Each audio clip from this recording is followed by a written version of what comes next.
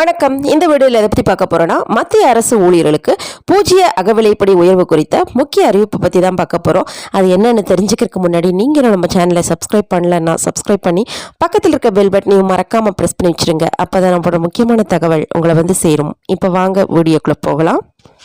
மத்திய அரசு ஊழியர்களின் அகவிலைப்படி உயர்வு குறித்த அறிவிப்பு வெளியான நிலையில் பூஜ்ய டிஏ கணக்கீடு எந்த மாதத்திலிருந்து தொடங்கும் என்பது குறித்த தகவல் வெளியாகியிருக்கிறது. 7வது ஊதிய குழு விதிகளின்படி அகவிலைப்படி 50% எட்டியவுடன் அது 0 குறைக்கப்பட்டு ஊழியர்களுக்கு 50% படியாக வழங்கப்படும்.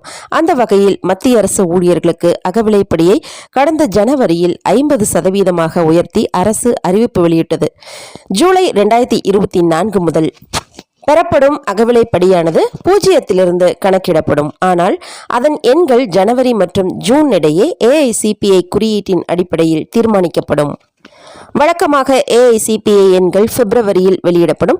அதன் பின் 50% அகவிலைப்படி 1% குறைக்கப்பட்டு அகவிலை 51% மாறும். ஆனால் பிப்ரவரி மாதம் முடிந்தும் AICPI குறியீட்டு எண்கள் இன்னும் வெளியிடப்படவில்லை.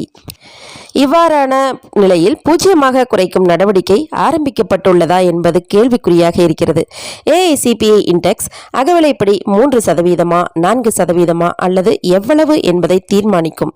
அதன் பின் ஊழியர்களின் அடிப்படை சம்பளத்தில் 50% அகவிலைப்படி சேர்க்கப்படும். மேலும் இது போன்ற முக்கிய தகவல்களுக்கு நீங்களும் நம்ம சேனலை சப்ஸ்கிரைப் பண்ணலைன்னா சப்ஸ்கிரைப் பண்ணி பக்கத்தில் இருக்க பெல் பட்டனையும் மறக்காமல் ப்ரெஸ் பண்ணி வச்சுருங்க. அப்போ தான் நான் போடுற முக்கியமான தகவல் உங்களை வந்து சேரும்.